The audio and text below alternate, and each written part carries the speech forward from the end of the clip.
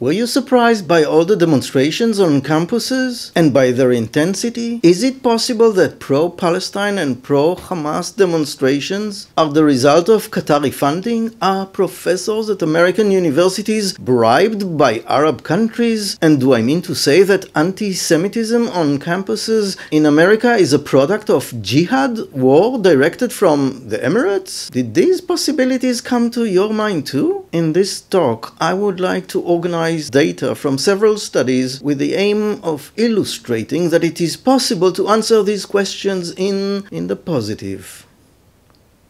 First, I will show that hatred in American universities is concentrated in the social sciences and the humanities. Second, I will show that there is a possibility that these faculties receive funding from Arab countries to teach biased views to their students. Third, I will offer a slightly conspiratorial interpretation. That is, that the funding that flows to elite universities in America from Qatar and Saudi Arabia is part of the spreading of jihad. And finally, I will offer a slightly broader discussion of the weaknesses of academia in facing foreign funding. What am I talking about? Haven't you heard the story about Columbia University? Let us start with the reports about Columbia University. Indeed, the university has been in the limelight in recent weeks, also due to the stormy video by Professor Shai Davidai, who shocked with his video about the dangerous passivity of the president of Columbia. After more and more violent demonstrations by supporters of Palestine, which broke Columbia's rules of ethics, the institution announced this week that it prohibits pro-Palestine organizations from carrying out activities on campus. The response of those organizations sounds like a threat of terrorism on campus. If you shut us up, you will see our actions, the organizations said. It is unbelievable what can be said in America in the name of freedom of speech. Terror words. Is all of Columbia problematic? Let's examine the data. Last week, someone published a chart describing the distribution of faculty support in Columbia. How many support Israel and how many support Hamas. The chart was as clear as the difference between day and night. Here it is in front of you. The chart shows that the faculty of the sciences and the economic sciences expressed clear support for Israel. An almost negligible minority there supported Hamas. On the other hand, most faculty members in the social sciences and the humanities supported the Hamas. What do these findings say? We need to look at the context. The professors who support Hamas are concentrated in the faculties of the humanities and the social sciences, and their students are particularly enthusiastic about going out in demonstrations in favor of Hamas. That is, we are dealing with the learning of anti-Semitism and hate. Some professors on Columbia's faculty teach the hatred of Israel, and the students who study the social sciences and the humanities embrace this hatred and act on it, in the present case, pro-Hamas and for the liberation of Palestine, which means, simply put, the destruction of Israel. It is not surprising that students of Palestinian origin support the Palestinians. Pan-Arab solidarity also increases the probability of support from students who hail from Arab countries. But what happens to American students? Why do they hate Israel so much? Where does the hatred come from? Well, we can assume that American students whose parents did not immigrate to America did not come with the hatred for America and Israel from home. Back home, they probably didn't have the words of anti-colonialism and imperialism. No, American students learn the hatred for America and Israel at their universities, mainly in courses about the Middle East. Yes, they learn what the professors teach them in the humanities and the social sciences, in programs for the Middle East or in programs for Palestine studies. It is a learned hate.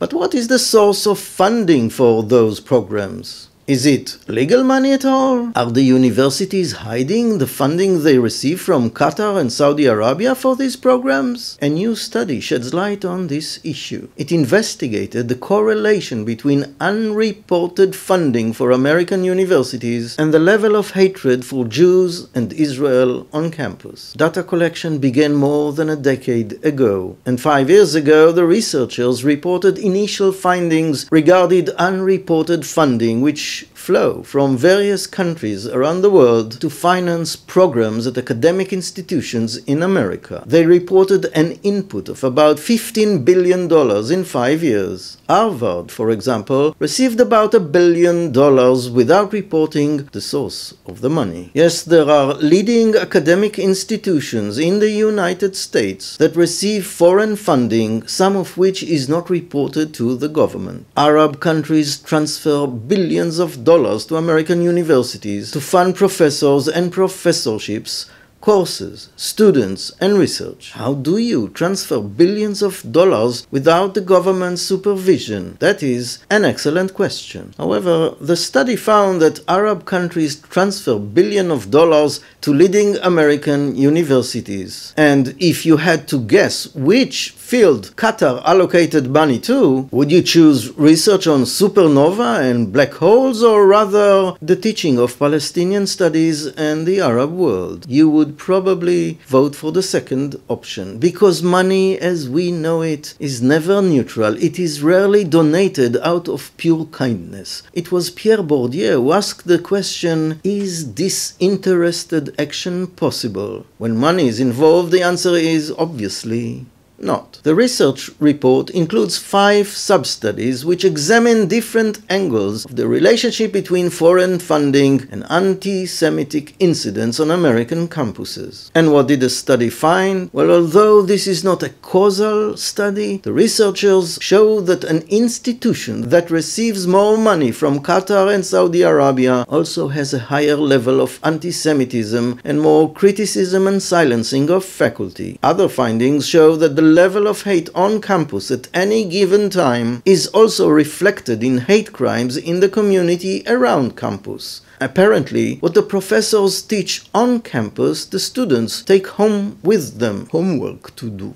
Another section of the report examined whether the source of the unreported money has an effect on the level of anti-Semitism and hate crimes. They found, for example, unreported money coming from England is not associated with a higher level of anti-Semitism, but money that comes from Qatar and Saudi Arabia does. Similarly, money that comes from totalitarian countries, for example the Emirates and China, is more closely related to the level of anti-Semitism than money that comes from, say, Canada. And what does all this have to do with jihad, you ask? Rightly so, because the study does not report on jihad. But look, Islam aims to subject the entire world to Sharia law. This is the commandment, and jihad, spreading Islam by force, is the 6th leg in the rules of Islam. And when Muslims do not have the power to defeat the enemy with their sword, that is, in war, they must act through soft diplomatic power, spread slowly, march into the institutions, multiply in society, and then,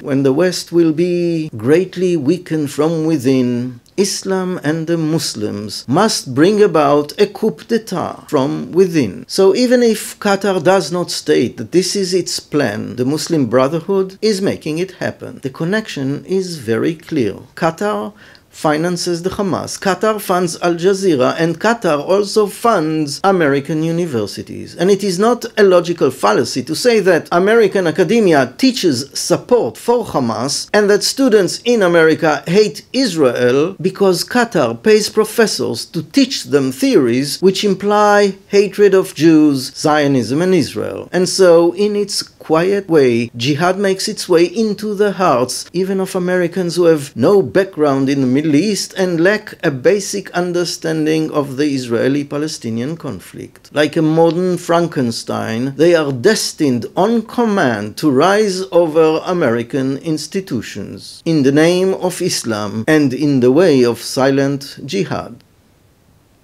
But there is a more important lesson here. What we learn from this story is that the funding system in academia, somewhat like democracy itself, weakens the intellectual independence of the professoriate. Its dependence on external funding allows foreign parties to control the curricula, set standards for professors, scholarship for students, scientific conferences, and seminars. Yes, American universities open the gates to foreign national entrepreneurs who are willing to fund programs that promote their interests. And this indicates a weakness, because apparently universities lack an academic backbone that says this is okay, this is not. Those coming from Qatar with money will find open gates. We will say thank you. We will open a program for you. We will dedicate a professorial chair in your name. Yes, that is how money works, and that is how academia works. The bias in the content comes with the money, because the funder's representative sits on the program's academic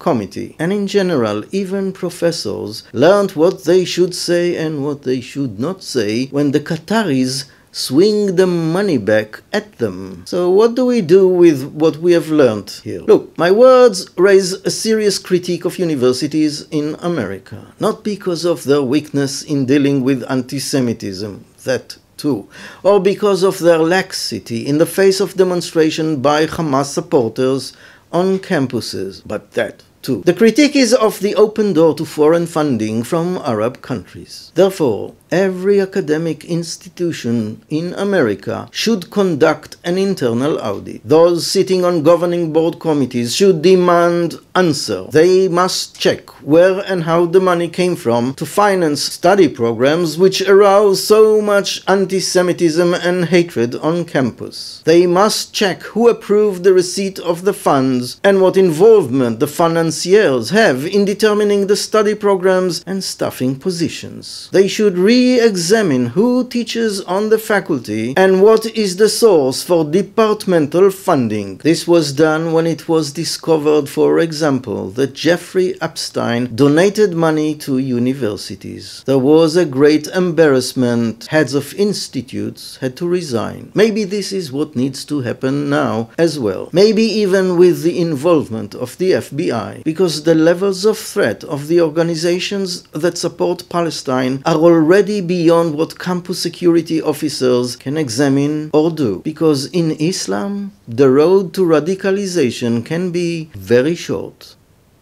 In the end, American universities must look at the $15 billion that their universities receive from foreign sources and ask, do we really have academic freedom? Are we teaching what we would be teaching without the money from Qatar or Saudi Arabia and the Emirates? And did our dependence on external funding lead us to sell the soul of our institution to the Arab world? Did we sacrifice the souls of our students for the sake of money? Have we unwittingly joined the Muslim Brotherhood's way of jihad? If you are truly an institution that is guided by truth, you should find out and answer this question. And the truth is that since you are dependent on external funding, it would be better that you appoint a neutral inspection committee. Have you heard about the storm going on in Berkeley? No? So click on this link now. I present you there with steering reactions to the revelation of the truth in the School of Law at Berkeley.